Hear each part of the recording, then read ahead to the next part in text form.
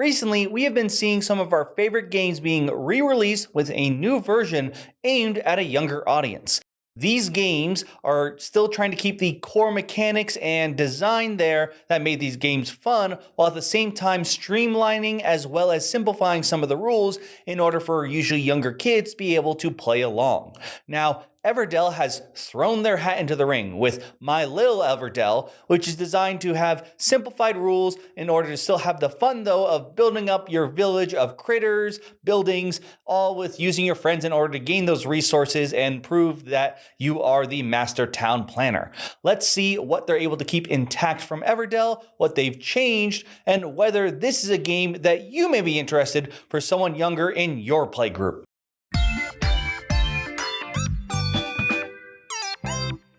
What you see here is the setup for the game. This is the central board area where you'll be gaining resources and cards. And this is an example of the player area where you'll be placing said resources and adding cards to make it grow. Now, the point of the game is to get the most victory points, either from tiles, cards, or some of the little pieces you may earn along the way. The game is played over 4 rounds, which will use the moon to mark the 4 green symbols there. And over that time, whoever can get the most points will be the winner. Now, a round will start with the player with the first person marker taking all of the dice and giving them a roll. They will then return them to the dice slots, making new special locations for you to visit. Then you're going to gain resources depending on the green cards in your area. Now, at the beginning of the game, you will not have any, but afterwards, if you have any of these cards in your area, you will gain those resources. A turn is broken up into 2 parts. First, you're going to place one of your friends into one of these circle areas where there's a paw print. If there's only one paw print, only one friend can go there. No one else can go there now. It is occupied. So even if, let's say, we have players of different colors, all 3 of these spaces are taken. Even if it's your own piece, you can't go there. Up here, however, you can fit as many players as you want in order to gain those resources, amber, wood, and berry. These will change between each round depending on what's rolled and tend to give more resources. After placing your friend and getting the resources, you may have the choice to buy a card. There'll always be 8 available, and they come in some unique types. First off, there are villagers and buildings. Villagers require berries in order to be purchased, while buildings require the amber and wood resources. Next, there are different subtypes underneath. There are green, blue, tan, red, and purple. Now, these are important and not only for the parade tiles, which I'll get to in a minute, but also for how they act. For example, the green cards, when purchased, will give you a resource based on what's on the bottom of the card right away and at the start of each round. So in this case, this person will give me a victory point as well as 1 resource of my choice here. It's a pretty good card. Now, a tan card will give you a one-time bonus. So in this case, it gives you 2 log pieces or wood pieces right away. The next one are the blue cards. These are probably the most advanced cards. These will trigger or have unique abilities that occur, giving you some more extra powers. Then there are the red cards. These pretty much give you a personal new location. So in this case, I may now place a worker here to copy any of the dice locations, even if they're already occupied. Finally, the purple locations, these will have some unique ways for you to score lots of points. Regardless, whatever you choose to purchase, you're going to spend the berries and add it to your board. If it's a critter, they suggest putting it on the left side of the board, while the locations will be added to the right. Once you've done that, it'll pass on to the next player's turn until everyone has placed all of their friends throughout either the village or cards they have purchased throughout the game. Finally, let's talk about these tiles here. While playing the game, during your turn, if you meet one of these requirements, you can take the top tile. The pile are all the same, so this one, for example, is having 5 critters. However, as you go farther down, it's worth less points. So the first come, first serve kind of deal can gain you more points. Once you've played the game through 4 rounds, you're going to add up all your victory points. First, gain any printed victory points, either in the corner of cards or on those parade tiles that we talked about earlier. Then add any tokens you've earned along the way as victory points as well. Finally, for every 2 resources you have, you can get a victory point. They don't have to be the same. So for example, let's say this person had a berry and a 3rd log. This is 1 victory point, 2 victory point, and 1 left over that will not earn anything. Add up all your victory points, and whoever has the most is the winner. And if they want, they can take a photo with this card. 2 final things before we go. First off, there is a single player mode where you'll play against either Princess Periwinkle or Prince Pumpernickel. Each one has their own little unique rules, but will usually involve you rolling a die for them to pick a card out from this lineup. Then if you're worried about the experience of other players at the table, they have 2 ways for you to sort of help out. The first one is simply giving them some extra starting resources. Probably good, but the second way I think is a bit cooler. They have 2 cards you can give them. They have captains, which actually match the friends you have. So fox, butterfly, salamander, and mouse. These will give a victory point each round. And then you have the fork cards. These are a building that give a resource. I think they're cooler. They help build up for some of the goals as well. And it usually feels better to actually have a card versus some starting resources, but whatever you see fit for your play group. So when it comes down to comparing it to base Everdell, I do think they're able to capture enough of it to feel like you're still playing a lot of Everdell.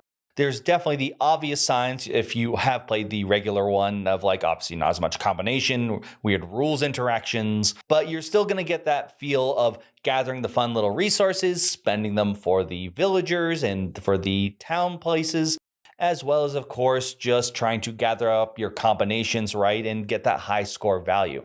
Unfortunately, I will say that this does come with some of the negatives that you would expect from the original base game. The other issue is this could be more of a, if you're playing with a more older audience with it, but because you don't have the variety of goals, this is where the younger one sort of falls a little short in simply just being a fun, simplified version.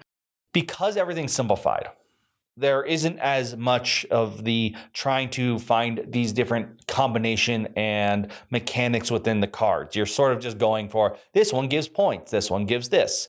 It's not nearly as seeing how these cards interact and how can I make a crazy engine. So instead, it really becomes to how do I get those parade tiles?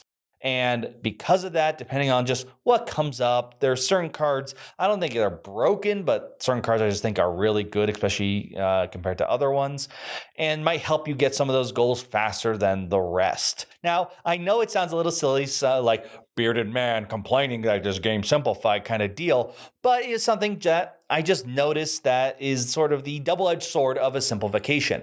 It is really easy to play through this, and the turns have very little analysis paralysis for me personally, outside of just making sure we understood what card means and what it does. But after you played a while, I'm like, all right, what can I do to rush those goals? Now, I will say there are a number of goals equal to the players always, so you always will have a chance to grab one of them. You'll never feel guilty that someone just rushed out because there's only one copy of the, let's say, having a certain number of critters, and you were just one turn behind them kind of deal. So you'll always be able to gather those points. But unfortunately, the simplification did give up at least for me, the enjoyment of the original Everdell of all these different, which goal do I go for, give up on, and what kind of combo I can do to just sort of gather a bunch of points. That isn't a terrible thing in of itself. Like I said, I think that's just sort of the sacrifice made in order to make this more streamlined, simple Everdell. So in the end, they do capture a lot of what is Everdell. I really enjoy the components are the same, obviously the iconography and the building up of the village, but unfortunately that does come in some ways. They kept some of the misses from original Everdell, while the simplification, which makes it easier, does unfortunately have some sacrifices that come along the way of making it just more of a get a bunch of points and try to race for those end goals rather than exploring the game and trying out many different combinations. That said, maybe if you feel like you've reached that point, whether it be playing with your kids or playing with your friends, that might be a good sign that you have been able to get what you want out of this version of My Lil Everdell, and then go on to the very large tree of regular Everdell. Crits and misses for My Lil Everdell. Crits. I really think they did a good job capturing the core spirit of Everdell in this simplified version in both mechanics and components. The pieces are exactly the same. They still have that toy-like quality that I almost feel like is the main reason for thinking of making this version of Everdell. Then, of course, you're still collecting cards, and while they don't have as many complex rules and interactions, you are still deciding how to buy certain cards to get certain rewards, as well as trying to get those end game goals. The simplified turn structure I think to be something very nice, especially for Everdell. I will admit, especially for me in the base game, there is plenty of analysis paralysis of trying to find out how to squeeze as much as you can and maybe get some extra resources to be able to do more each turn. Here, you always are just placing a friend or worker and then getting a card. You don't have to worry about trying to get as many resources as you can because this will be the time when you can buy multiple cards. It's nice to be able to just place your worker, get the resource you want, and get one card and add it to your play area. Misses. Because it captures so much of Everdell, I do feel like it contains some of the misses from original Everdell. Sometimes it feels bad if you can't get some of those stronger resource spots that only hold one person, that in this case, maybe the dice rolled what you needed when you weren't the first player. Some of the things you feel about regular Everdell, both good and bad, will appear here as well. Simplification is a double-edged sword, and in this case, it really ruins some of the intrigue of mixing of cards. Yes, the simplification makes it easier to know what the cards want and how they interact, but I felt after a while it really just became a race of points. Now, technically, regular Everdell is too, but you can do some really impressive things with certain card combinations. Here, it's basically buy the card with points that completes one of the parades. It is a race to try to get the higher value parade tiles and maybe some of the point rewarding purple cards as well. That isn't a terrible thing in and of itself, but it does get a little boring after a while. So if you are someone who really loves Everdell, or maybe you've never played Everdell, you looked at it and just wanted to play it, but was afraid of the myriad of different choices and options that are going to be presented, this does a good job of removing that without, I think, removing your agency too much in the end, which I think is the most important thing.